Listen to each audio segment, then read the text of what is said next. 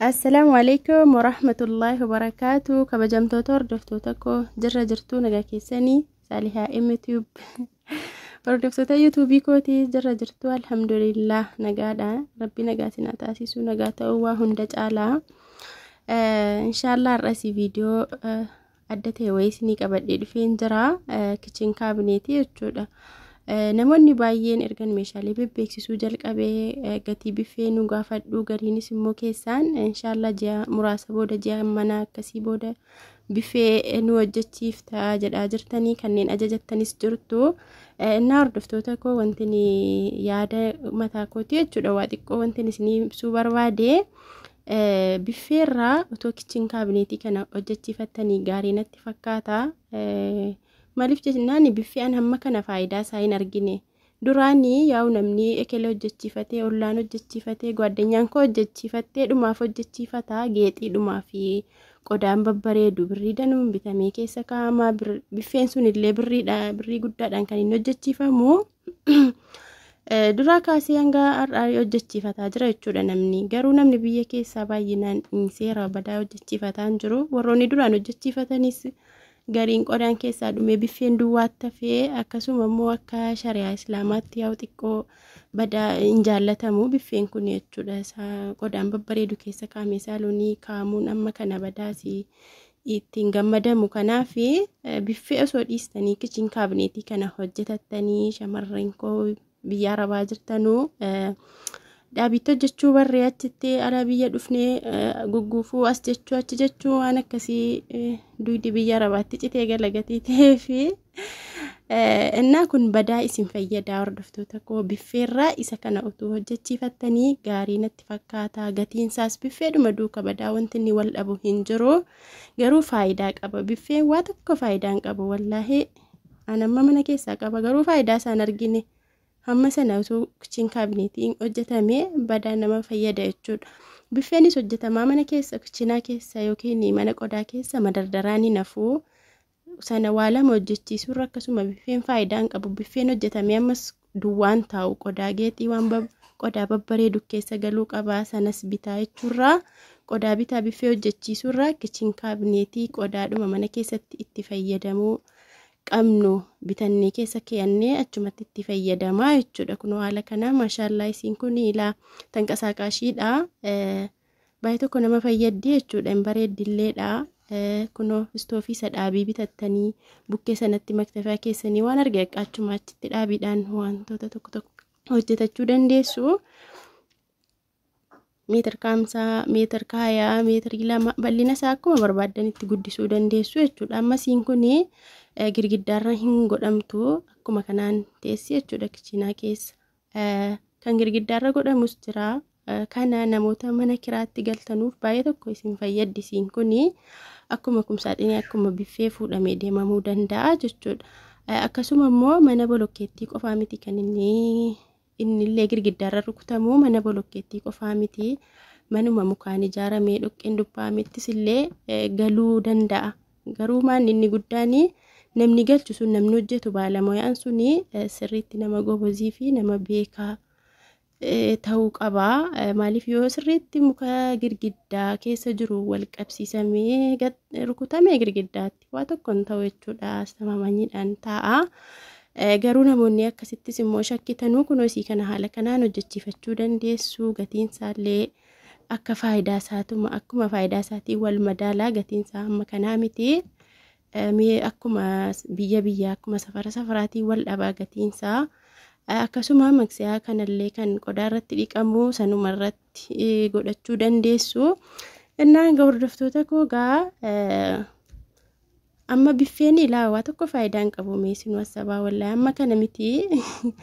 Eegaliin meeshaadhuma qabeenaaf taa'u jedhama. Kunillee meeshaa qabee taa'uu danda'a jechuudha. Amma barriisaa tokko keessa meeshaa yeroo hundan fayyadamamne keenye achitti qollofnee cufnee yeroo barbaannu achi keessaa baafachuu dandeenya. Isa kaan immoo zawtarii itti fayyadamuu dandeenya jechuudha. Barriiwwan isaa masaabiyaa samnaamni akkasii biffeen immoo geexiidhuma taa'u malee wanti inni amma kana nu galaggalu hin jiru.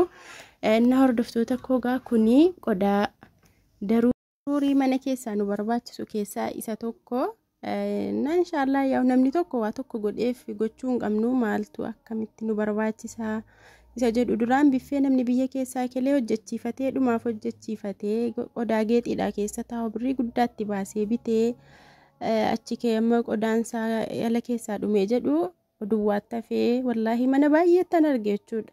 Dhiisee faayidaa tokko malee biffeen meetira 2 fa'i meetira 1 walakkaa wanta akkasii faayidaa tokko malee mana hedduu dhaabatee taa'aara jechuudha. Deebifamee fa'i gurguramee mana mukaatti namoota immoo akka haaraatti barbaadu adda sameetti gurgurama. Kanaaf yaa dirqama hiriyaan koo tokko waa tokko gooteef osoo hin taane maa inni faayidaan kun amma waan kana yoon godhe birrii amma kanaatti baasee faayidaan isaa hangam. Qodaan geexiidha achi keessa taa'usi maallu fayyada yoo nu fayyadne yeroo tokko tokko isa fayyadamamu qodaa amma ta'e bitannee isuma kichin kaabineetii kana keessa keeyannee itti fayyadamamuu dandeenya. Akkasii hordoftoota koo inshallah egaa ergan karaa YouTube kana dhufee duraanis biyya Arabaan ture. Shamarran keenya madam qimamochiin waggaa baay'ee biyya Arabaa teenya jechuudha. Kanaaf namni waa godheef osoo hin taane karoora mataa keenyaa qabannee an duraan akkas ta'e miti ofii kootii keessa darbeef isin gorsaan jiru waanan erga biyya galee natti dhagahamee natti mul'atee too yeroo achi jirutuun kana godheeraadhee utuu booda biyya galee utuu jechuurraa yeroo dhuma biyya Arabaa jiru informationii namni namaa dabarsu kana wifi Arabaatii ilaallaa viidiyoo garagaraa jechuudha. Inshallah waan nu fayyadu ilaallee jiru keenyatti karoora godhannee yoo jenne waa tokko malee waggaa baay'een finnu jechuudha biyya Arabaatti. Idimee keenyan finnu idimeen shamarranii idimeen dubartootaa gadabii qaba akka dhiiraatii miti. Akka dhiiraan sa'aatii amma barbaanne hojjetannee amma barbaanne teenyee gallee fuunee fuudhanii jarri rakkoon qabu kan jara keenya immoo gadabii qaba jechuudha. Wanti hundinuu akkasuma giidoon keenyas illee akkasii gallee jiru ganaa mana keenya keessa jiraannaa ganaa deenya ilmaan guddisuu jira daa'uu jira innumti nu jechuudha. Innumti ganaa jireenya biraati jechuudha. Achitti immoo idimee keenya finnee giidoo keenya finnee ala jenne ala biyya gallee baay'ee tokko dadhabama wallaahi. Akkasii hordoftoota koo inshallah ekelee godheef YouTube irratti meeshaan akkasii beeksifameef dirqama gochuu miti bakka waan nu barbaachisu waan haqimii keenya danda'u wantoota dirqama mana keessaa nu barbaachisan bibbitachuu qabna malee bakka ekelee Arabiyaan majlisii bitateef dirqama nu amma fakkeenyaaf Arabiyaan majlisii dirqama miti. Gatii salphaa ta'een firaashii fayyadamnee mana keenya bareeffachuu dandeenya. Arabiyaan majlisiin hubatii dhuma manaa haa ta'u dhuma malee wanta amma kana birrii amma sanatti baasnee damooza ji'a meeqaatti baasnee hojjechiifannu amma kana badaa barbaachisan natti hin fakkaatu. Meeshaalee daruurii barbaachisan baay'eetu jiru kan akka algaa kumsaaxinii akkasuma kichin kaabineetii kana elee biddeenaa istoofii waa baay'ee jira jechuudha. Wanti nu barbaachisu firiijii wantoota akkasiitu godhanne gaariidha. Namni ekelee Arabiyaan majlisii galfateef galfachuun qabnu Arabiyaan majlisii interneet irraa arginee nutti bareedeef biffeen arginee nutti bareedeef meeshaa tokko arginee nutti bareedeef bakka bituun qabnu jechuudha. Karoora malee waanuma daruurii mana keessaa nu barbaachisu waa baay'eedha.